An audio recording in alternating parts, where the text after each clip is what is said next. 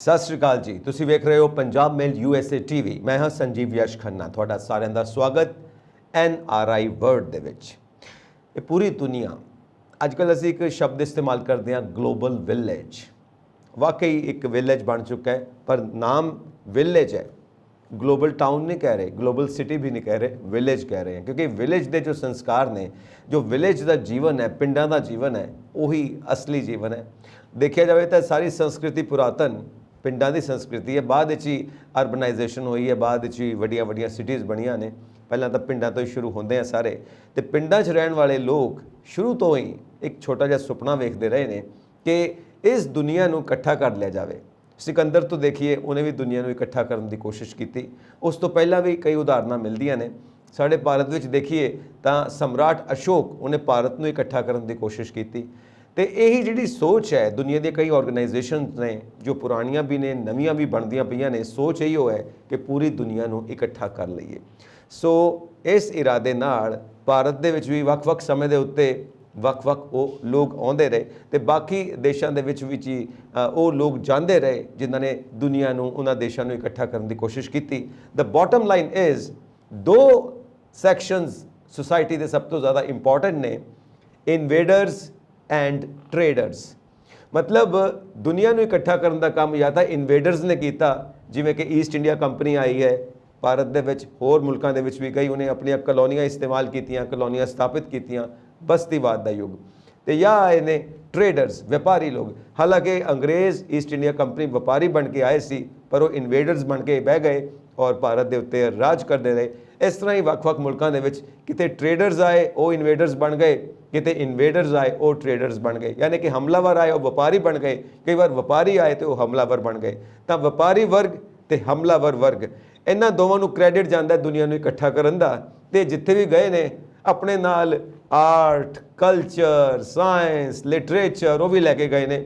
ਤਾਂ ਵੱਖ-ਵੱਖ ਸੰਸਕ੍ਰਿਤੀਆਂ ਇਕੱਠੀਆਂ ਹੋ ਗਈਆਂ ਅਤੇ ਦੁਨੀਆ ਦੇ ਵਿੱਚ ਅੱਜ ਅਸੀਂ ਦੇਖਦੇ ਹਾਂ ਕਿ ਕਿਵੇਂ ਹਰ ਥਾਂ ਦੇ ਉੱਤੇ ਹਰ ਜਗ੍ਹਾ ਦਾ ਬੰਦਾ ਮਿਲਦਾ ਹੈ, ਸੰਸਕ੍ਰਿਤੀ ਮਿਲਦੀ ਹੈ। ਅਤੇ ਜਦੋਂ ਦਾ ਇੰਟਰਨੈਟ ਆਇਆ ਉਦੋਂ ਦਾ ਤਾਂ ਸਭ ਕੁਝ ਹੀ ਬਿਲਕੁਲ ਵੱਖਰਾ ਹੋ ਗਿਆ, ਸਭ ਇਕੱਠਾ ਹੋ ਗਿਆ। ਵਾਕਈ ਗਲੋਬ ਇੱਕ ਵਿਲੇਜ ਬਣ ਗਿਆ।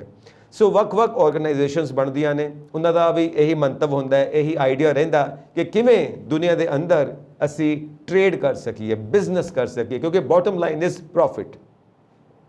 ਪ੍ਰੋਫਿਟ ਲੈਣ ਵਾਸਤੇ ਆਰਗੇਨਾਈਜੇਸ਼ਨਸ ਬਣਾਈਆਂ ਜਾਂਦੀਆਂ ਨੇ, ਗਰੁੱਪਸ ਬਣਾਏ ਜਾਂਦੇ ਨੇ, ਵੱਖ-ਵੱਖ ਦੇਸ਼ ਮਿਲ ਕੇ ਆਪਸ ਦੇ ਵਿੱਚ ਯਤਨ ਕਰਦੇ ਨੇ, ਪਰ ਬੇਸ ਰਹੇਗਾ ਪੀਸ, ਸ਼ਾਂਤੀ।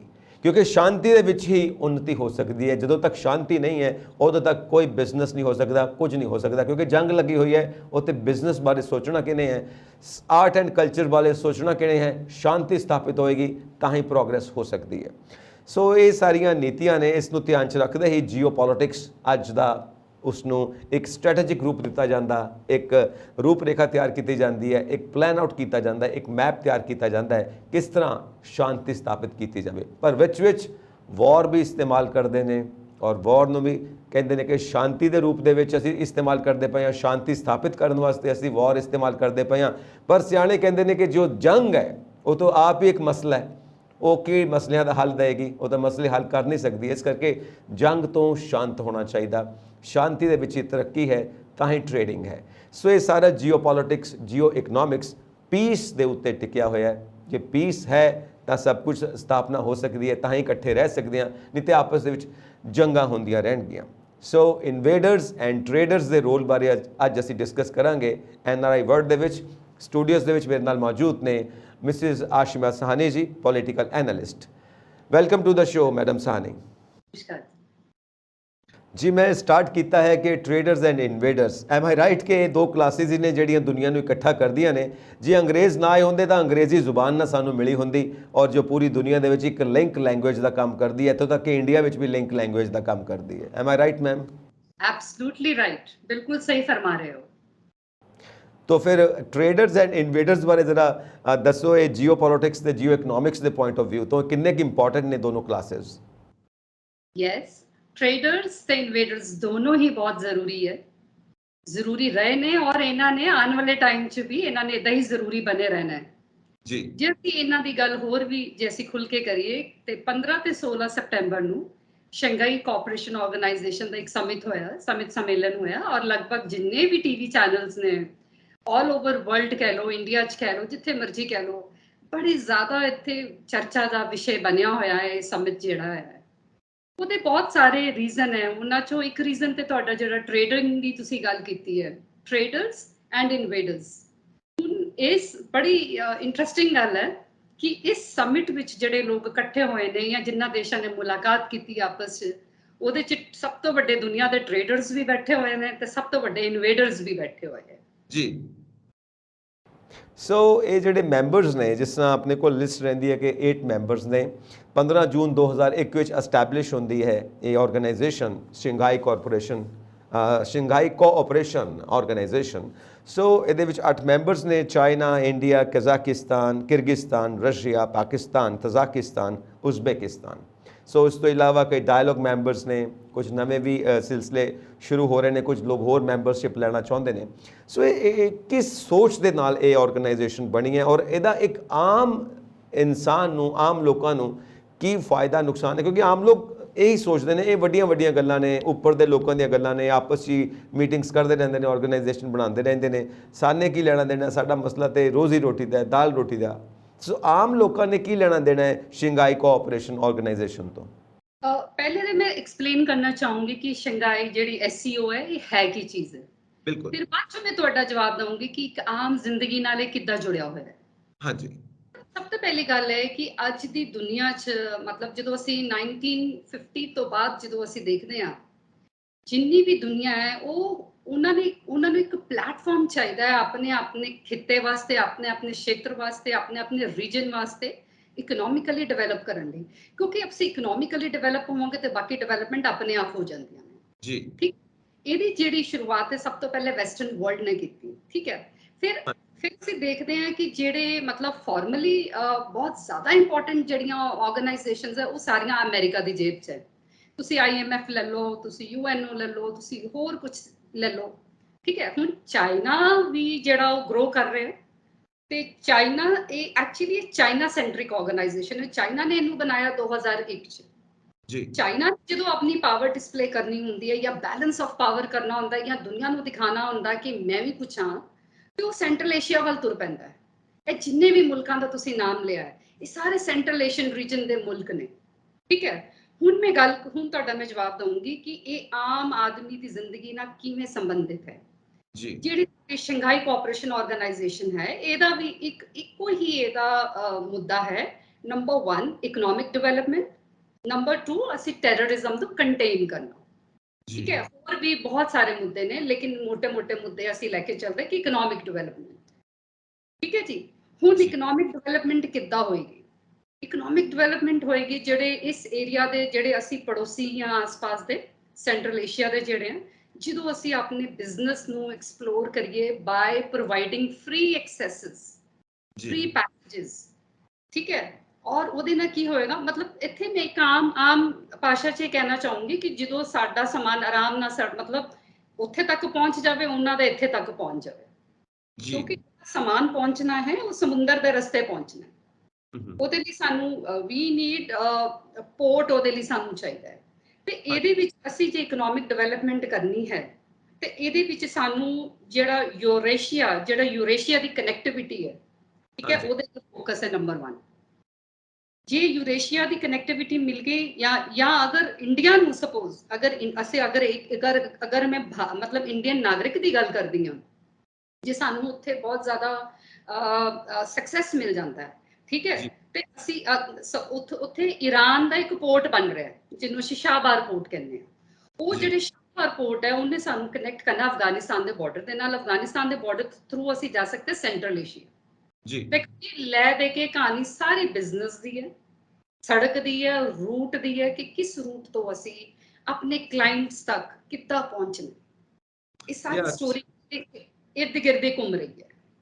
ਕਿਸੇ ਵਕਤ ਚਾਈਨਾ ਨੇ ਡਰੈਗਨ ਨੇ ਆਪਣਾ ਇੱਕ ਰੂਟ ਬਣਾਇਆ ਹੋਇਆ ਸੀ, ਸਿਲਕ ਰੂਟ, ਔਰ ਪਿੱਛੇ ਜੇ ਕਾਫੀ ਡਿਸਕਸ਼ਨਸ ਵੀ ਹੋਈਆਂ ਕਿ ਕਿਉਂਕਿ ਚਾਈਨਾ ਦੀ ਹਿਸਟਰੀ ਬਹੁਤ ਰਿਚ ਹੈ, ਬਹੁਤ ਜ਼ਿਆਦਾ ਕੰਸਰਨ ਨੇ ਆਪਣੀ ਹਿਸਟਰੀ ਨਾਲ, ਆਪਣੇ ਫੋਰ ਫਾਦਰਸ ਨੇ ਜੋ ਕੀਤਾ ਹੈ ਉਹਦੇ ਨਾਲ, ਉਹਨਾਂ ਦੇ ਕੰਮਾਂ ਦੇ ਨਾਲ, ਉਹਨਾਂ ਦੀਆਂ ਖੋਜਾਂ ਦੇ ਨਾਲ। ਤਾਂ ਕਿਤੇ ਨਾ ਕਿਤੇ ਡਿਸਕਸ਼ਨ 'ਚ ਆਇਆ ਸੀਗਾ ਕਿ ਇੱਕ ਪੁਰਾਣਾ ਇੱਕ ਮੈਪ ਹੈ ਜਿਹਦੇ ਵਿੱਚ ਉਹਨਾਂ ਨੇ ਇੱਕ ਰੂਟ ਲੱਭ ਲਿਆ ਹੈ ਕਿ ਪੂਰੀ ਦੁਨੀਆ ਦੇ ਉੱਤੇ ਕਿੱਦਾਂ ਕਾਬੂ ਕੀਤਾ ਜਾਵੇ, ਕਿਉਂਕਿ ਪੁਰਾਣੇ ਸਮੇਂ ਦੇ ਵਿੱਚ ਉਹਨਾਂ ਦੇ ਬਜ਼ੁਰਗਾਂ ਨੇ ਵੀ ਇਹ ਕੰਮ ਕੀਤਾ ਸੀ। The great wall of China ਉਹਦੀ ਹੀ ਬਾਏ ਪ੍ਰੋਡਕਟ ਹੈ ਜੋ ਉਹਨਾਂ ਦੀ ਸਾਰੀ ਪਲਾਨਸ ਰਹੀਆਂ ਨੇ। ਸੋ ਇਸ ਵਕਤ ਡਰੈਗਨ ਦੇ ਹੱਥ ਵਿੱਚ ਉਹ ਨਕਸ਼ਾ ਆ ਚੁੱਕਾ ਹੈ ਔਰ ਉਸ ਦੇ ਤਹਿਤ ਹੀ ਉਹ ਜਿਸ ਤਰ੍ਹਾਂ ਸ਼੍ਰੀਲੰਕਾ ਦੇ ਵਿੱਚ ਇਨਵੈਸਟਮੈਂਟਸ ਕਰਦਾ ਹੈ ਜਾਂ ਪਾਕਿਸਤਾਨ ਦੇ ਵਿੱਚ ਕਰਦਾ ਜਾਂ ਹੋਰ ਵੀ ਕਈ ਮੁਲਕਾਂ ਦੇ ਵਿੱਚ ਜੋ ਇਨਫਰਾਸਟ੍ਰਕਚਰ ਬਣਾਉਣ ਦੇ ਵਿੱਚ ਉਹ ਹਮੇਸ਼ਾ ਇੰਟਰਸਟ ਲੈਂਦਾ, ਕਿਉਂਕਿ ਸਿਲਕ ਰੋਡ ਵੀ ਇਨਫਰਾਸਟ੍ਰਕਚਰ ਹੈ that is related to trade. So ਹੁਣ ਉਹ ਉਸੇ ਤਰ੍ਹਾਂ ਹੀ ਇਨਫਰਾਸਟ੍ਰਕਚਰ ਦੇ ਵਿੱਚ ਇਨਵੈਸਟਮੈਂਟਸ ਕਰਦਾ ਹੈ ਜਿਸ ਵੀ ਕੰਟਰੀ ਦੇ ਵਿੱਚ ਆਉਂਦਾ ਹੈ, ਮਾਰਕੀਟ ਲੱਭਦਾ ਹੈ, ਉਸ ਮਾਰਕੀਟ ਦੇ ਵਿੱਚ ਉਹ ਆਪਣੀਆਂ ਪ੍ਰੋਡਕਟਸ ਨੂੰ ਜੋ ਕਿ ਘੱਟ ਰੇਟ 'ਤੇ ਉਹ ਬਣਾਉਣ ਵਿੱਚ ਕਾਮਯਾਬ ਹੁੰਦਾ ਕਿਉਂਕਿ ਲੇਬਰ ਸਸਤੀ ਹੈ, ਤਾਂ ਇਸ ਚੀਜ਼ ਨੂੰ ਕੈਪਚਰ ਕਰਨ ਦੀ ਕੋਸ਼ਿਸ਼ ਕਰਦਾ। ਸੋ ਆਪਾਂ ਇੱਕ ਕੰਟੈਕਸਟ ਲੈਂਦੇ ਹਾਂ। ਤੁਸੀਂ ਅਮਰੀਕਾ ਦੀ ਗੱਲ ਕੀਤੀ ਹੈ ਪਹਿਲਾਂ, ਤੁਸੀਂ ਕਿਹਾ ਕਿ ਵੱਡੀਆਂ ਵੱਡੀਆਂ ਆਰਗੇਨਾਈਜੇਸ਼ਨਸ ਅਮਰੀਕਾ ਦੀ ਜੇਬ ਦੇ ਵਿੱਚ ਨੇ, UNO ਦੀ ਤੁਸੀਂ ਗੱਲ ਕੀਤੀ ਹੈ, ਤੁਸੀਂ UNICEF ਦੀ ਗੱਲ ਕੀਤੀ ਹੈ, ਉਸ ਤੋਂ ਇਲਾਵਾ ਵਰਲਡ ਬੈਂਕ, IMF, एवरीथिंग जो है ये वाकई क्या अमेरिका की जेब 'ਚ है ਤੇ according to terms and conditions जो अमेरिका ਦੀਆਂ ਨੇ ਉਹਦੇ ਮੁਤਾबिक ये सब ਕੰਮ ਕਰਦੇ ਨੇ?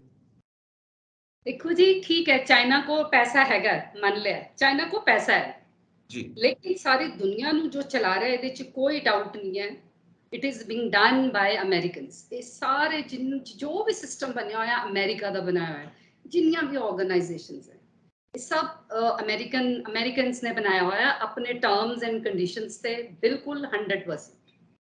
फिर ग्लोबलाइजेशन ਨੂੰ ਅਮਰੀਕਨਾਈਜੇਸ਼ਨ ਕਹਿ ਸਕਦੇ ਹਾਂ? बिल्कुल जी, है ही है जी। ਓਕੇ, ਤਾਂ ਜਿਹੜਾ ਇਹ ਸਾਰਾ ਆਪਾਂ ਕਲਚਰ ਵੀ ਦੇਖਦੇ ਹਾਂ ਇੰਟਰਨੈਟ ਦੇ ਜ਼ਰੀਏ ਆਪਣੇ ਕੋਲ ਪਹੁੰਚਦਾ ਹੈ, ਫੋਰਨ ਚੈਨਲਸ ਦੇ ਜ਼ਰੀਏ ਆਪਣੇ ਕੋਲ ਪਹੁੰਚਦਾ ਹੈ ਔਰ ਉਹਦਾ ਬਹੁਤ ਜ਼ਬਰਦਸਤ ਇੰਪੈਕਟ ਵੀ ਸਾਡੇ ਮਾਈਂਡਸ ਦੇ ਉੱਤੇ ਹੈਗਾ, ਖਾਸ ਕਰਕੇ ਯੰਗ ਜਨਰੇਸ਼ਨ ਦੇ ਉੱਤੇ ਜੋ ਹਜੇ ਕੱਚੇ ਮਾਈਂਡ ਨੇ, ਉਹ ਇਸੇ ਚੀਜ਼ ਨੂੰ ਸਭ ਕੁਝ ਸਮਝ ਕੇ ਇਹਦੇ ਮੁਤਾਬਿਕ ਹੀ ਚੱਲਦੇ ਨੇ ਔਰ ਆਪਣੇ ਜਿਹੜੇ ਭਾਰਤ ਦੇ ਜਾਂ ਬਾਕੀ ਮੁਲਕਾਂ ਦੇ ਜਿਹੜੇ ਬਜ਼ੁਰਗਾਂ ਦੇ ਸੰਸਕਾਰ ਨੇ ਉਹਨਾਂ ਤੋਂ ਟੁੱਟ ਕੇ ਇੱਕ ਇਹ ਮਾਰਕੀਟ ਦਾ ਜੋ ਸਾਰਾ ਸਿਸਟਮ ਬਣਿਆ, ਮਾਰਕੀਟ ਦਾ ਜੋ ਕਲਚਰ ਹੈ ਜਿਹਨੂੰ ਮਾਰਕੀਟ ਦੇ ਡਿਜ਼ਾਈਨਰਸ ਬੈਠ ਕੇ ਡਿਜ਼ਾਈਨ ਕਰਦੇ ਨੇ ਕਲਚਰ ਨੂੰ, ਕਿਸੇ ਵੀ ਮੁਲਕ ਦਾ ਕਲਚਰ ਨਹੀਂ ਹੈ, ਇਹ ਸਿਰਫ ਆਪਣੀਆਂ ਪ੍ਰੋਡਕਟਸ ਦੀ ਸੇਲਸ ਵਾਸਤੇ ਬਿਜ਼ਨਸ, ਜਿੱਦਾਂ ਆਪਾਂ ਕਹਿੰਦੇ ਹਾਂ bottom line is business the sale ਵਾਸਤੇ ਇੱਕ ਕਲਚਰ ਬਣਾਇਆ ਜਾਂਦਾ ਹੈ। ਇਹ ਸਭ ਕੁਝ ਉਹੀ ਹੈ। ਬਿਲਕੁਲ ਜੀ, ਬਿਲਕੁਲ, ਕਿਉਂਕਿ ਤੁਸੀਂ ਦੇਖੋ ਨਾ ਜਿੰਨਾ ਵੀ ਫਾਸਟ ਫੂਡ ਦਾ, ਜਿਵੇਂ ਛੋਟਾ ਜਿਹਾ ਉਦਾਹਰਨ ਲੈਂਦੀ ਹਾਂ, ਸਾਡੀ ਜਿਹੜੀ ਸੱਭਿਅਤਾ ਹੈ, ਜਿਹੜੀ ਸਾਡੀ ਸੰਸਕ੍ਰਿਤੀ ਹੈ, ਸਾਡੇ ਕੋਲ ਫਾਸਟ ਫੂਡ ਜਾਂ ਖਾਸ ਕਰ ਪੈਕਡ ਫੂਡ ਤੇ ਮੈਂ ਜੇ ਆ ਜਾਵਾਂ ਤੇ ਸਾਡੇ ਤੇ ਤਾਜ਼ਾ ਨਾਲੋਂ ਨਾਲ ਆਟਾ ਗੁੰਨਦੇ ਸੀਗੇ, ਨਾਲੋਂ ਨਾਲ ਖਾਣਾ ਬਣਾਉਂਦੇ ਸੀਗੇ, ਠੀਕ ਹੈ। ਹੁਣ ਤੁਸੀਂ ਦੇਖੋ, ਅੱਜ ਤੁਸੀਂ ਜਿਹੜੀ ਮਰਜ਼ੀ ਇੰਡੀਅਨ ਰਸੋਈ 'ਚ ਚਲੇ ਜਾਓ, ਚਾਈਨੀਜ਼ ਰਸੋਈ 'ਚ ਚਲੇ ਜਾਓ, ਤੁਸੀਂ ਇਟਾਲੀਅਨ ਰਸੋਈ 'ਚ ਚਲੇ ਜਾਓ, you are going to get packed food. ਤੁਹਾਨੂੰ ਉਹ ਜਿਹੜਾ ਮਤਲਬ ਡੱਬਾ ਬੰਦ ਖਾਣਾ ਜਿਹੜਾ ਤੁਹਾਨੂੰ ਮਿਲ ਜਾਏਗਾ, ਉਹ ਕਿਹਦੀ ਦੇਣ ਹੈ? ਉਹ ਅਮਰੀਕਨਸ ਦੀ ਦੇਣ ਹੈ, ਉਹ ਗਲੋਬਲਾਈਜੇਸ਼ਨ ਦੀ ਦੇਣ ਹੈ, ਉਹ ਇੱਕ ਕਲਚਰ ਹੈ, ਉਹ ਜਦਕਿ ਸਾਡਾ ਹਿੱਸਾ ਨਹੀਂ ਹੈ। ਔਰ ਇਹ ਵਾਲਾ ਜਿਹੜਾ ਕਲਚਰ ਹੈ ਉਦੋਂ ਬਹੁਤ ਜ਼ਿਆਦਾ ਬੁਰੀ ਤਰ੍ਹਾਂ ਐਕਸਪੋਜ਼ ਹੋਇਆ ਜਦੋਂ ਕੋਵਿਡ ਆਇਆ। ਕੋਵਿਡ 'ਚ ਇਹੀ ਮੰਨਿਆ ਜਾਂਦਾ ਸੀ ਨਾ ਕਿ ਵੈਸਟਰਨ ਵਰਲਡ ਜਿਹੜਾ ਹੈ ਬਹੁਤ ਹਾਈਜੀਨਿਕ ਹੈ ਜੀ, ਬਹੁਤ ਅੱਛੀ ਉਹਨਾਂ ਦੀ ਖਾਣੀ ਪੀਣੀ ਹੈ, ਬਹੁਤ ਕੁਛ ਹੈ। ਬਟ ਦੈਨ ਮੈਨੂੰ ਲੱਗਦਾ ਕਿ ਪਾਕਿਸਤਾਨ ਵਰਗੀ ਕੰਟਰੀ 'ਚ ਵੀ ਘੱਟ ਸੀਗੇ cases compare to the western countries. ਹਾਲਾਂਕਿ ਇੰਡੀਆ में भी बहुत सारे केसेस आए हैं। मतलब ਤੁਸੀਂ ਦੇਖੋ, ਤੁਸੀਂ ਕਲਚਰ ਤੇ ਚਲੋ ਛੱਡੋ, ਜਿਹੜੀ ਸਾਡੀ ਆਮ ਇੱਕ ਖਾਣੇ ਪੀਣੇ ਦੀ ਹੈਬਿਟ ਸੀਗੀ, ਪੈਕਡ ਚੀਜ਼ਾਂ, ਉਹ ਤਾਂ ਸਾਡੇ ਕਲਚਰ ਦਾ ਕਦੇ ਵੀ ਹਿੱਸਾ ਨਹੀਂ ਸੀ। ਇਹਨਾਂ ਨੇ ਸਾਡਾ ਉਹੀ ਉੱਤੇ ਹੀ ਡੋਮੀਨੇਟ ਕਰ ਲਿਆ, ਬਾਕੀ ਤਾਂ ਗੱਲਾਂ ਹੀ ਛੱਡ। ਬਿਲਕੁਲ, ਆਪਾਂ ਇਹ ਡਿਸਕਸ ਕਰਦੇ ਹਾਂ ਕਿ ਇਸ ਫੂਡ ਦੀ ਸੈਲਫ ਲਾਈਫ ਕਿੰਨੀ ਆ ਔਰ ਉਹ ਜਿਹੜੇ ਪਏ ਹੋਏ ਨੇ ਸ਼ਾਪਿੰਗ ਮਾਲਸ ਦੇ ਵਿੱਚ ਵੱਖ-ਵੱਖ ਈਟੇਬਲਸ, ਉਹਦੀ ਸੈਲਫ ਲਾਈਫ ਕਿੰਨੀ ਆ। ਤਾਂ ਸ਼ੈਲਫ ਲਾਈਫ ਦੇ ਉੱਤੇ ਹੀ ਸਭ ਕੁਝ ਟਿਕਿਆ ਹੋਇਆ ਕਿ ਫੋਰਨ ਤੋਂ ਆਉਂਦੀਆਂ ਨੇ ਚੀਜ਼ਾਂ ਔਰ ਅਸੀਂ ਇੱਥੇ ਖਾਂਦੇ। ਕਈ ਵਾਰ ਉਹ 4 ਮਹੀਨੇ ਪੁਰਾਣੀਆਂ ਵੀ ਪੈਕੇਜ ਹੁੰਦੀਆਂ ਨੇ, ਸੋ ਪੈਕੇਜ ਆਪਾਂ ਖੋਲ੍ਹਦੇ ਹਾਂ ਅਤੇ ਉਹ ਬਣਾ ਕੇ ਖਾਂਦੇ ਹਾਂ। Easy to eat, ready to eat, ਬਹੁਤ ਕੁਛ ਹੈ ਇੱਦਾਂ ਦਾ। ਸੋ ਵਾਕਈ ਠੀਕ ਹੈ, ਅਮਰੀਕਨ ਵੇ ਆਫ ਲਾਈਫ ਨੂੰ ਆਪਾਂ ਫੋਲੋ ਕਰਦੇ ਹਾਂ। Living for excess is the American way of life, ਅਸੀਂ ਹਮੇਸ਼ਾ ਇਸ ਚੀਜ਼ ਨੂੰ ਕੋਟ ਕਰਦੇ ਰਹਿੰਦੇ ਹਾਂ। ਸੋ ਵਾਕਈ ਠੀਕ ਹੈ। ਕਈ ਵਾਰ ਤਾਂ ਸਾਡੇ ਬਜ਼ੁਰਗ ਵੀ ਕਹਿੰਦੇ ਤੁਹਾਡੀ ਤਾਂ ਇੱਥੋਂ ਤੱਕ ਸੋਚ ਚਲੀ ਗਈ ਹੈ, ਜੇ ਉਹ ਪਾਣੀ ਦੇ ਵਿੱਚ ਕਾਰਬਨ ਪਾ ਕੇ ਪੀਂਦੇ ਨੇ, ਕੋਕ ਬਣਾ ਕੇ ਪੀਂਦੇ ਨੇ, ਪੈਪਸੀ ਬਣਾ ਕੇ ਪੀਂਦੇ ਨੇ, ਤੁਸੀਂ ਵੀ ਕਾਰਬਨ ਪਾ ਕੇ ਪੀਓਗੇ। ਹਾਲਾਂਕਿ ਜੋ ਨੈਚੁਰਲ ਸਿਸਟਮ ਹੈ ਉਹ ਹੈ ਕਿ ਕਾਰਬਨ ਅਸੀਂ ਬਾਹਰ ਕੱਢਦੇ ਹਾਂ, ਆਕਸੀਜਨ ਅੰਦਰ ਲੈ ਕੇ ਜਾਂਦੇ ਹਾਂ। ਔਰ ਕਈ ਵਾਰ ਹੱਸਦੇ ਵੀ ਹਾਂ ਕਿ ਕਾਰਬਨ ਜਦੋਂ ਅੰਦਰ ਲੈ ਕੇ ਜਾਂਦੇ ਹਾਂ ਅਸੀਂ ਕੋਕ ਦੇ ਵਿੱਚ ਜਾਂ ਹੋਰ ਇਸ ਤਰ੍ਹਾਂ ਦੇ ਸੋਡੇ ਦੇ ਵਿੱਚ, ਥੋੜ੍ਹੀ ਦੇਰ ਤੋਂ ਬਾਅਦ ਸਾਨੂੰ ਬਰਪ ਆਉਂਦਾ, ਡਕਾਰ ਆਉਂਦਾ, ਜੇ ਅਸੀਂ ਕਹਿੰਦੇ ਹਜ਼ਮ ਹੋ ਗਿਆ, ਕਹਿੰਦੇ ਨਹੀਂ ਹਜ਼ਮ ਨਹੀਂ ਹੋਇਆ, ਬੋਡੀ ਨੇ ਕਾਰਬਨ ਡਾਈਆਕਸਾਈਡ ਬਾਹਰ ਕੱਢੀ ਹੈ ਕਿਉਂਕਿ ਉਹ ਆਕਸੀਜਨ ਅੰਦਰ ਲੈਂਦੀ, ਤੁਸੀਂ ਉਹਨੂੰ ਡਕਾਰ ਸਮਝਦੇ ਪਏ ਹੋ। So medical point of view ਨਾਲ ਇਹ ਹੈ। ਉਹ ਬਾਕੀ ਠੀਕ ਹੈ ਜੀ, ਅਮਰੀਕਨਸ ਕਿੱਥੋਂ ਆਪਣੀ ਪੈਂਟ ਫਾੜ ਲੈਂਦੇ ਨੇ, ਅਸੀਂ ਵੀ ਉਹਨੂੰ ਫਾੜ ਲੈਂਦੇ ਹਾਂ ਕਿ ਸਾਡਾ ਸ਼ੋਅ ਬਣ ਗਿਆ, ਇੱਕ ਫੈਸ਼ਨ ਬਣ ਗਿਆ। So you are very right ਕਿ ਇਹ ਸੋਚ ਉਹ ਚੱਲ ਰਹੀ ਆ। ਸੋ ਇਸੇ ਸੋਚ ਦੇ ਅਗੇਂਸਟ, ਇਸੇ ਸੋਚ ਨੂੰ ਰਿਵੋਲਟ ਕਰਦੇ ਹੋਏ ਇਹ ਸ਼ੰਘਾਈ ਕੋਆਪਰੇਸ਼ਨ ਆਰਗੇਨਾਈਜੇਸ਼ਨ ਬਣਾਈ ਗਈ 15 ਜੂਨ 2001 ਨੂੰ ਚਾਈਨਾ ਵੱਲੋਂ। ਦੇਖੋ ਇਹ ਗੱਲ ਠੀਕ ਨਹੀਂ ਕਿ ਚਾਈਨਾ ਇਸ ਸੋਚ ਨੂੰ ਖਤਮ ਕਰਨਾ ਚਾਹੁੰਦਾ, ਰਿਵੋਲਟ ਕਰਨਾ ਚਾਹੁੰਦਾ, ਨਹੀਂ।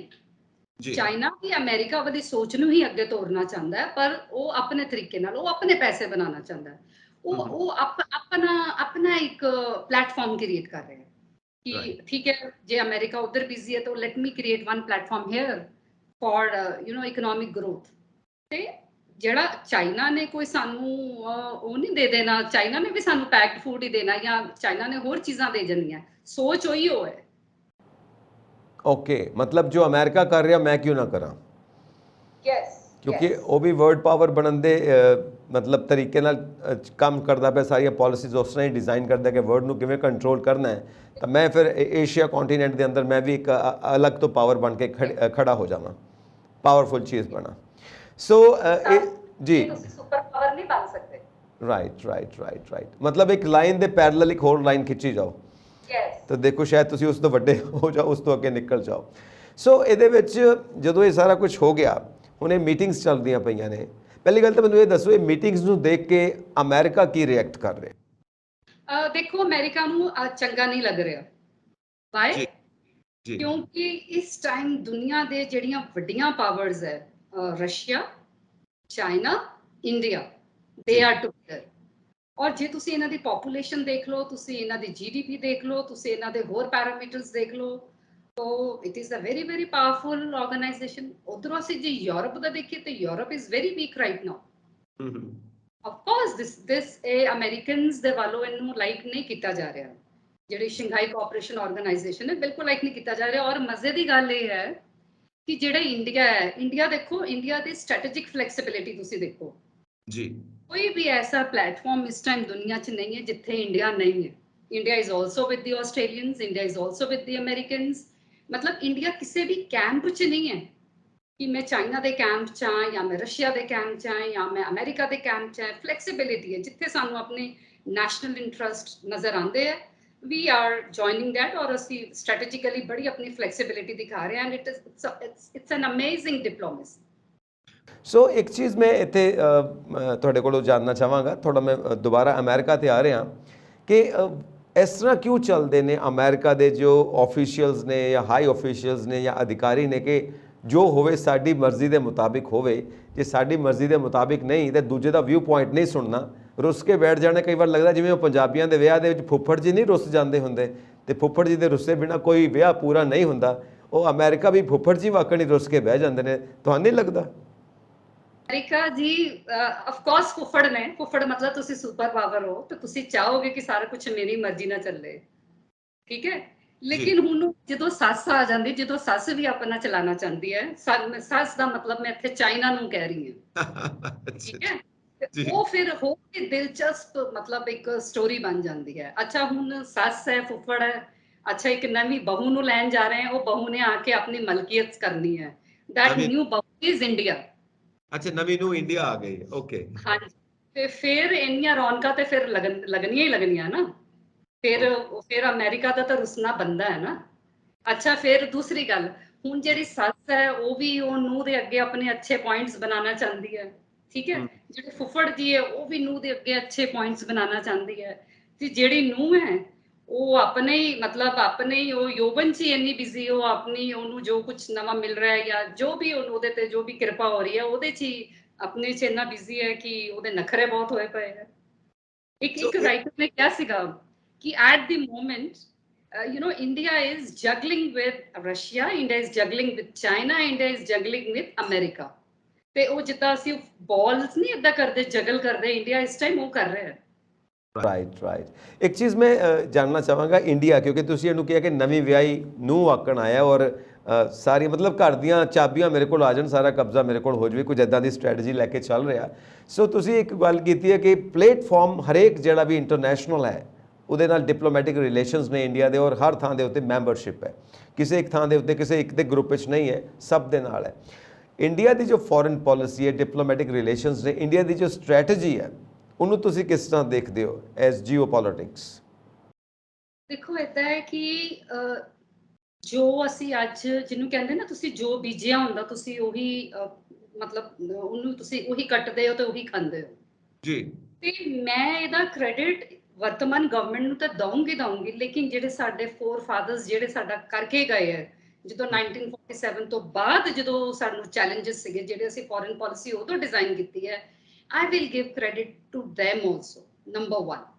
ਨੰਬਰ 2, ਇੰਡੀਆ ਬਹੁਤ ਬਹੁਤ ਜ਼ਿਆਦਾ ਲੱਕੀ ਰਿਹਾ ਹੈ ਕਿ ਜਦੋਂ ਅਸੀਂ ਆਜ਼ਾਦ ਹੋਣਾ ਸੀਗਾ ਨਾ, ਜੀ। ਸਾਡੇ ਪੜ੍ਹਿਆ ਲਿਖਾ ਇੱਕ ਇੰਟੈਲੈਕਚੁਅਲ ਕਲਾਸ ਖਾਸ ਕਰ ਲਾਇਰਸ ਦੀ ਸੀਗੀ। ਠੀਕ ਹੈ, ਅੱਜ ਵੀ ਉਹ ਲਾਇਰਸ ਜਿਹੜੇ ਸਾਡੇ ਇੰਡੀਆ ਦੇ ਜਿੰਨੀ ਵੀ ਪੋਲਿਟਿਕਸ ਨੂੰ ਜਾਂ ਜਿੰਨੇ ਵੀ ਹੋਰ ਚੀਜ਼ਾਂ ਨੂੰ ਡੋਮੀਨੇਟ ਕਰ ਰਹੇ, but we were blessed to have flood of liars during that time. ਉਹ ਲਾਇਰਸ ਨੇ ਇੰਨੀ ਬਰੀਕੀ ਨਾਲ, ਕਾਨੂੰਨੀ ਨਾਲ, ਮਤਲਬ ਇੱਕ ਕਨਸਟੀਟਿਊਸ਼ਨ ਤਾਂ ਬਣਾਇਆ ਹੀ ਬਣਾਇਆ, ਨੋ ਡਾਊਟ, ਲੇਕਿਨ ਉਹ ਕਨਸਟੀਟਿਊਸ਼ਨ ਦੇ ਵਿੱਚੋਂ ਹੀ ਤਾਂ ਫੋਰਨ ਪਾਲਿਸੀ ਜਾਂ ਡਿਜ਼ਾਈਨ ਹੁੰਦੀ ਹੈ। ਅਸੀਂ ਉਹਦੇ ਪ੍ਰਿੰਸੀਪਲਸ ਨੂੰ ਥੋੜੀ ਇਗਨੋਰ ਕਰਦੇ ਹਾਂ। ਤੇ ਉਹ ਜਿਹੜਾ ਮਤਲਬ ਇੱਕ ਰੋਲ ਪਲੇ ਕਰ ਗਏ ਨਾ, ਬਹੁਤ ਵਧੀਆ ਕਰ ਗਏ। ਮੈਂ ਇੱਥੇ ਇੱਕ ਚੀਜ਼ ਐਡ ਕਰਨਾ ਚਾਹੂੰਗੀ, ਲੋਕਾਂ ਨੂੰ ਸ਼ਾਇਦ ਪਤਾ ਨਹੀਂ ਹੋਏਗਾ, ਜਦੋਂ ਯੂਐਨਓ ਬਣਿਆ, ਠੀਕ ਹੈ, 1945 ਤੋਂ ਬਣਨਾ ਸ਼ੁਰੂ ਹੋ ਗਿਆ, ਹਿਊਮਨ ਰਾਈਟਸ ਦੀਆਂ ਗੱਲਾਂ ਆਉਣੀਆਂ ਸ਼ੁਰੂ ਹੋ ਗਈਆਂ, ਤੇ ਕੁਝ ਕੋਵੈਨੈਂਟ ਸੀਗੇ, ਕੁਝ ਦਸਤਾਵੇਜ਼ ਜਿਹਨੂੰ ਅਸੀਂ ਕਹਿੰਦੇ ਸਾਈਨ ਹੋਣੇ ਸੀਗੇ, ਤੇ ਜਿੰਨੇ ਵੀ ਦੇਸ਼ ਸੀਗੇ ਨਾ ਉਸ ਟਾਈਮ, ਸਭ ਨੇ ਆਰਾਮ ਨਾਲ ਸਾਈਨ ਕਰ ਦਿੱਤੇ, ਕੋਈ ਪ੍ਰੋਬਲਮ ਨਹੀਂ ਆਈ। ਲੇਕਿਨ ਇੰਡੀਆ ਇੱਕ ਐਸਾ ਸੀਗਾ, ਇੱਕ ਕਲੌਜ਼ ਦੇ ਉੱਤੇ ਇੰਡੀਆ ਨੇ ਆਬਜੈਕਟ ਕਰ ਦਿੱਤਾ, that was related to some human right issue ਸੀ। ਉਹ ਕਿਉਂ? ਉਹਨਾਂ ਨੂੰ ਲੱਗਾ ਕਿ ਜੇ ਅਸੀਂ ਇੱਥੇ ਯੈਸ ਕਰ ਦਿੱਤੀ, ਉਹ ਕਲੌਜ਼ ਇਸ ਟਾਈਮ ਮੇਰੇ ਮਾਈਂਡ 'ਚ ਸਕਿਪ ਕਰ ਰਿਹਾ ਹੈ, ਲੇਕਿਨ ਉਹ ਕਲੌਜ਼ ਨੂੰ ਕਿਉਂ ਯੈਸ ਕਰ ਦਿੱਤਾ ਕਿ ਉਹਨਾਂ ਨੂੰ ਲੱਗ ਰਿਹਾ ਸੀ ਕਿ ਕਿਸੇ ਇਸ ਪ੍ਰੀਟੈਕਸਟ ਦੇ ਉੱਤੇ ਕਸ਼ਮੀਰ ਨਾ ਸਾਡੇ ਕੋਲ ਮਤਲਬ ਲੈ ਲੈਣ। ਯੈਸ, ਠੀਕ ਹੈ, we were the only one country to object one certain clause. ਅੱਛਾ, ਹੁੰਦਾ ਕੀ ਹੈ, ਤੁਸੀਂ ਜਿੰਨੇ ਵੀ ਦੇਸ਼ ਦੇਖ ਲਓ, ਤੁਸੀਂ ਸ਼੍ਰੀਲੰਕਾ ਦਾ ਹਾਲ ਦੇਖ ਲਓ, ਨੇਪਾਲ ਦਾ ਦੇਖ ਲਓ, ਤੁਸੀਂ ਬੰਗਲਾਦੇਸ਼ ਦੇਖ ਲਓ, ਹੋਰ ਕਿੰਨੇ ਮੁਲਕ ਦੇਖ ਲਓ, ਉਹ ਜਿਹੜੀ ਡਿਪੈਂਡੈਂਸੀ ਦਾ ਫੈਕਟਰ ਹੁੰਦਾ ਨਾ, ਫੋਰਨ ਏਡ ਲੈ ਲੈਣਾ, ਮਤਲਬ ਇੰਡੀਆ 'ਚ ਇੱਕ ਬਹੁਤ ਹੀ ਵਧੀਆ ਗੱਲ ਹੈ ਕਿ ਜਦੋਂ ਵੀ ਅਸੀਂ ਕਿਸੇ ਨਾਲ ਲਿਖਤ ਪੜਤ ਕਰਦੇ ਹਾਂ, ਕੋਈ MOU ਸਾਈਨ ਕਰਦੇ ਹਾਂ, ਤੇ we go through word by word. ਅਸੀਂ ਹਾਥੀ ਹਾਂ, ਅਸੀਂ ਬਹੁਤ ਸਲੋ ਚੱਲ ਰਹੇ ਹਾਂ, ਲੇਕਿਨ ਸਾਡਾ ਡਾਊਨਫਾਲ ਨਹੀਂ ਹੋਏਗਾ। ਰਾਈਟ ਮੈਮ, ਬਹੁਤ ਵਧੀਆ। ਸੋ ਹੁਣ ਆਪਾਂ ਮੁੜ ਕੇ ਆਉਣੇ SCO ਦੇ ਉੱਤੇ, ਸ਼ੰਘਾਈ ਕੋਆਪਰੇਸ਼ਨ ਆਰਗੇਨਾਈਜੇਸ਼ਨ। ਬੇਸਿਕ ਚੀਜ਼ ਇਹ ਹੈ ਕਿ ਐਜੂਕੇਸ਼ਨ ਦੇ ਖੇਤਰ ਦੇ ਵਿੱਚ ਕੰਮ ਕਰਨਾ ਹੈ, ਸਾਇੰਸ ਐਂਡ ਟੈਕਨੋਲੋਜੀ ਦੇ ਖੇਤਰ ਦੇ ਵਿੱਚ ਕੰਮ ਕਰਨਾ ਹੈ, ਰਿਸਰਚ ਐਂਡ ਡਿਵੈਲਪਮੈਂਟ ਦੇ ਖੇਤਰ 'ਚ ਕੰਮ ਕਰਨਾ ਹੈ, ਕਲਚਰ ਦੇ ਖੇਤਰ 'ਚ ਕੰਮ ਕਰਨਾ ਹੈ, ਵਰਲਡ ਪੀਸ ਦੇ ਖੇਤਰ ਦੇ ਵਿੱਚ ਕੰਮ ਕਰਨਾ ਹੈ, ਟੈਰਰਿਜ਼ਮ ਦੇ ਅਗੇਂਸਟ ਕੰਮ ਕਰਨਾ ਹੈ, ਜੋ ਡਰੱਗਸ ਪੂਰੇ ਦੁਨੀਆ ਦੇ ਵਿੱਚ ਫੈਲਦੇ ਨੇ ਉਹਦੇ ਖਿਲਾਫ, ਔਰ ਹੋਰ ਵੀ ਜੋ ਬਲੈਕਮੇਲ ਸਾਰੇ ਵਰਕਸ ਜਿਹੜੇ ਆਪਾਂ ਕਹਿੰਦੇ ਆ ਕਿ ਐਂਟੀ ਸੋਸ਼ਲ ਨੇ, ਉਹਦੇ ਖਿਲਾਫ ਕੰਮ ਕਰਨਾ ਹੈ। ਯਾਨੀ ਕਿ ਪੂਰੀ ਦੀ ਪੂਰੀ ਦੁਨੀਆ ਨੂੰ ਇੱਕ ਸਾਫ਼ ਸੁਥਰੀ ਦੁਨੀਆ ਦੇ ਰੂਪ ਦੇ ਵਿੱਚ ਸਥਾਪਿਤ ਕਰਨਾ ਹੈ। ਸੋ ਕਿੱਦਾਂ ਕਰਨਗੇ ਇਹ ਸਭ ਮਿਲ ਕੇ? ਕਿਉਂਕਿ ਆਪਸ ਦੇ ਝਗੜੇ, ਆਪਸ ਦੀ ਰੰਜਿਸ਼, ਕਿਤੇ ਨਾ ਕਿਤੇ ਨਾਰਾਜ਼ਗੀਆਂ, ਕਿਉਂਕਿ ਜਾਣਾ ਤਾਂ ਇਸ ਦੁਨੀਆ ਦੇ ਵਿੱਚ ਹਰ ਥਾਂ ਦੇ ਉੱਤੇ ਮੈਸੇਜ ਹੈ ਨਾ, ਰਹਿਣਾ ਤਾਂ ਇਸ ਦੁਨੀਆ ਦੇ ਵਿੱਚ ਹੈ। ਕਿਸ ਤਰ੍ਹਾਂ ਕੀਤਾ ਜਾ ਸਕਦਾ ਹੈ? ਕੋਈ ਅਲੱਗ ਤੋਂ ਕਨਸਟੀਟਿਊਸ਼ਨ ਫਾਰਮ ਕੀਤਾ ਜਾਏਗਾ, ਕੋਈ ਰੂਲਸ ਲਾਜ਼ ਬਣਾਏ ਜਾਣਗੇ, ਕੀ ਕੀਤਾ ਜਾਏਗਾ? ਦੇਖੋ, ਜਿਹੜਾ ਤੁਸੀਂ ਮੈਨੂੰ ਕੁਐਸਚਨ ਕੀਤਾ ਨਾ, ਬੜਾ ਔਖਾ ਕੀਤਾ ਹੈ, ਪਰ ਮੈਂ ਵੀ ਫਿਰ ਇਹਦਾ ਜਵਾਬ ਜ਼ਰੂਰ ਦਵਾਂਗੀ ਜੀ। ਤੁਸੀਂ ਜੋ ਵੀ ਗੱਲਾਂ ਬਾਤਾਂ ਕੀਤੀਆਂ, ਇਹ ਸਾਰੇ ਆਬਜੈਕਟਿਵਸ ਨੇ ਕਿ ਅਸੀਂ ਇਸ ਖਿੱਤੇ ਵਿੱਚ ਜਿੰਨੇ ਵੀ ਦੇਸ਼ ਇਨਵੋਲਡ ਆ, ਅਸੀਂ ਇਹ ਸਭ ਅਚੀਵ ਕਰਨਾ ਹੈ। ਹਾਂਜੀ, ਬਟ ਇੰਡੀਆ ਦਾ ਇੱਕੋ ਇੱਕ ਆਬਜੈਕਟਿਵ ਹੈ ਕਿ ਕਿਸੇ ਤਰ੍ਹਾਂ, ਮਤਲਬ ਤੁਹਾਨੂੰ ਪਤਾ ਹੀ, ਈਰਾਨ ਹੁਣ ਇੱਕ ਨਵਾਂ ਮੈਂਬਰ ਬਣਿਆ ਹੈ, ਠੀਕ ਹੈ, ਇਹਦੇ ਵਿੱਚ ਇੰਡੀਆ ਦਾ ਬਹੁਤ ਵੱਡਾ ਰੋਲ ਹੈ। ਇਸ ਕਰਕੇ ਰੋਲ ਹੈ ਕਿ ਇੱਕ ਤਾਂ ਈਰਾਨ ਸਾਡਾ ਦੋਸਤ ਹੈ, ਨੰਬਰ 2, ਈਰਾਨ ਦੇ ਕੋਲ ਆਇਲ ਰਿਜ਼ਰਵਾਇਰ ਬਹੁਤ ਹੈ, ਬਟ ਉਹਦੇ ਉੱਤੇ ਸੈਂਕਸ਼ਨ ਲੱਗੇ ਹੋਏ ਹੈ ਤੇ ਉਹ ਵੇਚ ਨਹੀਂ ਸਕਦਾ, ਠੀਕ ਹੈ, ਰਿਸਟ੍ਰਿਕਸ਼ਨਸ ਨੇ। ਨੰਬਰ 3, ਸ਼ਾਹਬਾਰ ਪੋਰਟ, ਜਿਹਦੇ ਤੇ ਇੰਡੀਆ ਨੇ ਬਹੁਤ ਇਨਵੈਸਟਮੈਂਟ ਕੀਤੀ, ਔਰ ਸ਼ਾਹਬਾਰ ਪੋਰਟ ਦੇ ਥਰੂ ਹੀ ਅਸੀਂ ਸੈਂਟਰਲ ਏਸ਼ੀਆ ਤੇ ਜਾਣਾ, ਠੀਕ ਹੈ। ਤੁਸੀਂ ਕਿਹਾ ਨਾ ਕਿ ਕਿੱਦਾਂ ਕਰਾਂਗੇ, ਕਿੱਦਾਂ ਹੋਏਗਾ, ਕਿੱਦਾਂ ਅਚੀਵ ਕੀਤਾ ਜਾਏਗਾ, ਇਹਨੂੰ ਇੰਡੀਆ ਅਚੀਵ ਕਰੇਗਾ ਜਦੋਂ ਈਰਾਨ ਨੂੰ ਮੇਨ ਸਟ੍ਰੀਮ ਕਰ ਦੇਗਾ, ਜਦੋਂ ਈਰਾਨ ਨੂੰ ਇੱਕ ਐਕਸੈਪਟਡ ਮੁਲਕ ਬਣਾ ਦੇਗਾ। ਇੰਡੀਆ ਦੀ ਇਹੀਓ ਕੋਸ਼ਿਸ਼ ਲੱਗੀ ਹੋਈ ਹੈ ਕਿ, ਔਰ ਉਹ ਈਰਾਨ ਨੂੰ ਸਮਝਾ ਵੀ ਰਿਹਾ ਹੈ, ਮਤਲਬ ਅੰਦਰ ਡੀਪ ਸਟੇਟ ਪੋਲਿਟਿਕਸ ਜਿਹਨੂੰ ਅਸੀਂ ਕਹਿੰਦੇ ਹਾਂ, ਕਿ ਤੁਸੀਂ ਕੀ ਈਰਾਨ ਦੀ ਪ੍ਰੋਬਲਮ ਕੀ ਹੈ, ਕੁਝ ਟੈਰਰਿਸਟ ਗਰੁੱਪ ਹੈ ਜਿਨ੍ਹਾਂ ਨੂੰ ਫੰਡਿੰਗ ਕਰ ਰਿਹਾ ਹੈ, ਔਰ ਉਹ ਸਮਝਾ ਰਿਹਾ ਕਿ ਤੁਸੀਂ ਛੱਡੋ ਯਾਰ, ਫੰਡਿੰਗ ਛੱਡੋ, ਕੁਝ ਨਹੀਂ ਮਿਲਦਾ, ਤੁਸੀਂ ਇਹ ਟੈਰਰਿਜ਼ਮ ਵਗੈਰਾ 'ਚ ਕੁਝ ਨਹੀਂ ਮਿਲਣਾ, ਤੁਸੀਂ ਇਕਨੋਮਿਕਲੀ ਗਰੋ ਕਰੋ। ਔਰ ਇਹ ਜਿਹੜੀਆਂ ਚੀਜ਼ਾਂ ਨੇ, ਇਹ ਅੰਦਰ ਖਾਤੇ 'ਤੇ ਚੱਲ ਰਹੀਆਂ, ਇਹ ਐਪਰੈਂਟਲੀ ਔਨ ਪੇਪਰਸ ਨਹੀਂ ਹੈ। ਤੇ ਅਗਰ ਸਾਡੇ ਕੋਲ, ਅੱਛਾ, ਜੇ ਸਾਡੀ ਈਰਾਨ ਨੂੰ ਅਸੀਂ ਮਤਲਬ ਕਾਮਯਾਬ ਹੋ ਜਾਂਦੇ ਆ ਮੇਨ ਸਟ੍ਰੀਮ ਚ ਲਿਆਉਣ ਚ, ਫਿਰ ਸਾਡੀ ਪਾਕਿਸਤਾਨ ਤੇ ਡਿਪੈਂਡੈਂਸੀ ਖਤਮ ਹੋ ਜਾਏਗੀ, ਜਿਹੜੀ ਉਹਦੀ ਸਟ੍ਰੈਟੇਜਿਕਲ ਲੋਕੇਸ਼ਨ ਹੈ ਜਾਂ ਜੀਓਪੋਲਿਟੀਕਲ ਲੋਕੇਸ਼ਨ ਹੈ। ਐਂਡ ਵਾਂਸ ਜੇ ਸਾਡਾ ਈਰਾਨ ਨਾਲ ਬਹੁਤ ਅੱਛਾ ਸਥਾਪਿਤ ਹੋ ਗਿਆ, then there will be no looking back। ਫਿਰ ਸਾਡਾ ਜਿਹੜਾ ਬਿਜ਼ਨਸ ਮੇਨ ਟਾਰਗੇਟ ਹੈ, ਦੇਖੋ ਜਿਹੜੇ ਤੁਸੀਂ ਗੱਲਾਂ ਦਾ ਹੁਣ ਨਾਮ ਲਿਆ ਸੀ ਨਾ ਕਿ ਅਸੀਂ ਆ ਖੁਸ਼ਹਾਲੀ ਲਿਆਉਣਾ ਚਾਹੁੰਦੇ ਆ, ਇਹ ਸਾਰਾ ਇਕਨੋਮਿਕਸ ਨਾਲ ਹੀ ਆਉਣਾ ਹੈ। ਬਿਲਕੁਲ ਆਉਣਾ ਹੈ, ਜਿਹੜੀ ਇਕਨੋਮਿਕਸ ਹੈ ਉਹ ਚੱਲੇਗੀ। ਬਿਲਕੁਲ। ਜਿਹਦੇ ਘਰ ਦਾ ਜਿਹਦੇ ਘਰ ਦਾਣੇ ਉਹਦੇ ਕਮਲੇ ਵੀ ਸਿਆਣੇ, ਅਸੀਂ ਆਮ ਤੌਰ ਤੇ ਗੱਲ ਕਰਦੇ ਰਹਿੰਦੇ ਆ। ਸੋ ਇਕਨੋਮਿਕਸ ਤੁਸੀਂ ਕੁਝ ਕਹਿ ਰਹੇ ਸੀ, ਮੈਂ ਵਿੱਚ ਗੱਲ ਸ਼ੁਰੂ ਕਰ ਲਈ। ਯੈਸ, ਨਹੀਂ, ਮੈਂ ਇਹੀ ਕਹਿ ਰਹੀ ਸੀਗੀ ਕਿ ਤੁਸੀਂ ਕਿਹਾ ਸੀ ਨਾ ਕਿ ਕਿੱਦਾਂ ਕਰਾਂਗੇ, ਮਤਲਬ ਇਹ ਸਾਡੇ ਪੂਰਾ ਜ਼ੋਰ ਲੱਗਾ ਹੋਇਆ ਹੈ ਕਿ ਅਸੀਂ ਕਿਸੇ ਤਰ੍ਹਾਂ ਈਰਾਨ ਦਾ ਜਿਹੜਾ ਸ਼ਾਹਬਾਦ ਪੋਰਟ ਹੈ ਉਹਨੂੰ ਅੱਛੀ ਤਰ੍ਹਾਂ ਮੈਕਸਿਮਮ ਯੂਟਿਲਾਈਜੇਸ਼ਨ ਕਰਕੇ ਸੈਂਟਰਲ ਏਸ਼ੀਅਨ ਚ ਅਸੀਂ ਇੱਕ ਵਾਰੀ ਮਤਲਬ ਘੁਸ ਜਾਈਏ। ਕਿ ਜਿਹੜੇ ਇਹ ਵਾਲੇ ਮੁਲਕ ਹੈ ਨਾ, ਇਹਨਾਂ ਨੂੰ ਆਪਸ ਚ ਫ੍ਰੀ ਟ੍ਰੇਡ ਕਰਨਾ ਚਾਹੀਦਾ ਹੈ ਜਾਂ ਫ੍ਰੀ ਪੈਸੇਜ ਦੇਣਾ ਚਾਹੀਦਾ ਹੈ। ਇਸ਼ਾਰਾ ਪਾਕਿਸਤਾਨ ਦੀ ਔਰ ਸੀ, ਜੇ ਅਸੀਂ ਵਾਘਾ ਬਾਰਡਰ ਦੇ ਥਰੂ ਆਪਣੇ ਟਰੱਕ ਬੱਸ ਜੋ ਵੀ ਭੇਜਦੇ ਆ, ਤੁਸੀਂ ਸੋਚੋ ਕਿੰਨਾ ਜ਼ਿਆਦਾ ਫਾਇਦਾ ਹੁੰਦਾ। ਔਰ ਉਹਦੇ ਥਰੂ ਅਗਰ ਅਫਗਾਨਿਸਤਾਨ ਚ ਜਾ ਰਿਹਾ, ਉਹਦੇ ਥਰੂ ਅਗਰ ਸੈਂਟਰਲ ਏਸ਼ੀਆ ਜਾ ਰਿਹਾ, ਤੇ ਤੁਸੀਂ ਸੋਚੋ ਟ੍ਰੇਡ ਕਿੰਨਾ ਜ਼ਿਆਦਾ ਵਧੇਗਾ। ਬਿਲਕੁਲ ਸਹੀ ਗੱਲ ਹੈ। ਔਰ ਅਸੀਂ ਉਮੀਦ ਕਰ, ਹਾਂਜੀ ਯੈਸ, ਇੱਕ ਗੱਲ ਮੈਂ ਹੋਰ ਇੱਥੇ ਕਹਿਣਾ ਚਾਹੂੰਗੀ ਜੀ ਜੀ, ਕਿਉਂਕਿ ਇਹ ਚਾਈਨਾ ਸੈਂਟਰਿਕ ਆਰਗੇਨਾਈਜੇਸ਼ਨ ਹੈ, ਤੇ ਸਭ ਪਿਛਲੇ ਹਫਤੇ ਮਤਲਬ ਇੱਕ ਗੱਲਬਾਤ ਹੋ ਰਹੀ ਸੀਗੀ ਕਿ ਚਾਈਨਾ ਨੇ ਵੀ ਆਪਣੇ ਟਰੂਪਸ ਪੁੱਲ ਆਊਟ ਕਰ ਲਏ ਔਰ ਇੰਡੀਆ ਨੇ ਵੀ ਪੁੱਲ ਆਊਟ ਕਰ ਲਏ। ਜਿਹੜੇ ਗਾਲਵਨ 1 ਔਰ 2 ਜਿਹੜੀ ਡਿਸਐਂਗੇਜਮੈਂਟ ਹੋਈ ਹੈ, ਉਹ ਲੋਕ ਇਹ ਕਹਿ ਰਹੇ ਸੀ ਕਿ ਨਹੀਂ ਚਾਈਨਾ ਔਰ ਇੰਡੀਆ ਦਾ ਨਾ ਟ੍ਰੇਡ ਬਹੁਤ ਜ਼ਿਆਦਾ ਆਪਸ ਚ, ਦੋਨੋਂ ਸਿਆਣੇ ਮੁਲਕ ਨੇ, ਤੇ ਇਹਨਾਂ ਨੇ ਇਹਨਾਂ ਨੇ ਆਪਣੇ ਟਰੂਪਸ ਪਿੱਛੇ ਕਰ ਲਏ। ਪਰ ਮੈਂ ਇਹ ਸਮਝਦੀ ਹਾਂ ਕਿ ਗੱਲ ਇਦਾਂ ਨਹੀਂ, ਗੱਲ ਇਦਾਂ ਹੈ ਕਿ ਜਿਹੜੀ SCO ਹੈ ਨਾ, ਉਹਦਾ ਜਿਹੜਾ ਚਾਰਟਰ ਪ੍ਰਿੰਸੀਪਲ ਨੰਬਰ 2 ਹੈ, ਉਹ ਇਹ ਕਹਿੰਦਾ ਹੈ ਕਿ SCO ਦੇ ਜਿਹੜੇ ਮੈਂਬਰਸ ਹੈ ਨਾ, ਉਹਨਾਂ ਨੂੰ ਆਪਸ ਚ ਲੜਾਈ ਝਗੜਾ ਨਹੀਂ ਕਰਨਾ।